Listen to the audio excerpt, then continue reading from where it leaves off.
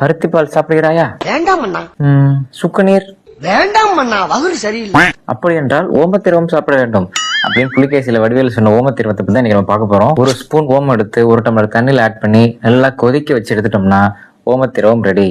இன்னைக்கு சண்டே அதுமா ஹெவியா நான்வெஜ் சாப்பிட்டுட்டு மலைப்பாம்புமா நினைஞ்சிட்டு இருக்கிறவங்க எல்லாம் இது 1 டம்ளர் குடிச்சிங்கன்னா இம்மீடியட்டா டைஜஷன் ஆயிடும். இதோட அடிஷனல் பெனிஃபிட்ஸ் எல்லாம் கேட்டா மிரண்டுவீங்க. பிபி கொலஸ்ட்ரால் இருக்கிறவங்களுக்கும் ஒரு அருமையான மருந்தா இது பயன்படுது. இந்த ஓமத்தை தண்ணியில போட்டு கொதிக்க வைக்கும் போது எனக்கு அந்த கற்பூரவல்லி இலை வாசம் வந்துச்சு. அந்த கற்பூரவல்லி நம்ம குழந்தைங்களுக்கான ஹோம் ரெமடியா சொல்லியிருந்தோமேன்னு பார்த்தா இதுலயும் அந்த ப்ராப்பர்ட்டிஸ் எல்லாம் அப்படியே கொடுத்துருக்காங்க.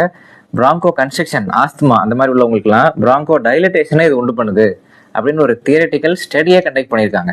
தியோஃபிலின் அப்படிங்கிற மருந்து எந்த அளவுக்கு ஆஸ்துமாவுக்கு பயன் தருதோ அதே பலனை இந்த கேரம் காப்டிகம் சீட்ஸ் அதாவது ஓமமும் கொடுக்குது அப்படின்னு ரிசர்ச் பண்ணி சயின்டிஃபிக்கா ப்ரூவ் பண்ணியிருக்காங்க. இதுதான் அந்த ஓம தண்ணி.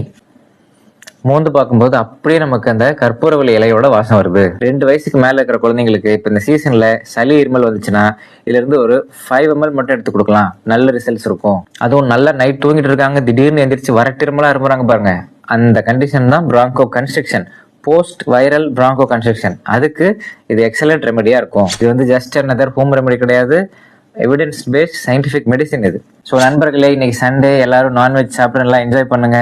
செரிக்கலைன்னா இதை யூஸ் பண்ணிக்கங்க.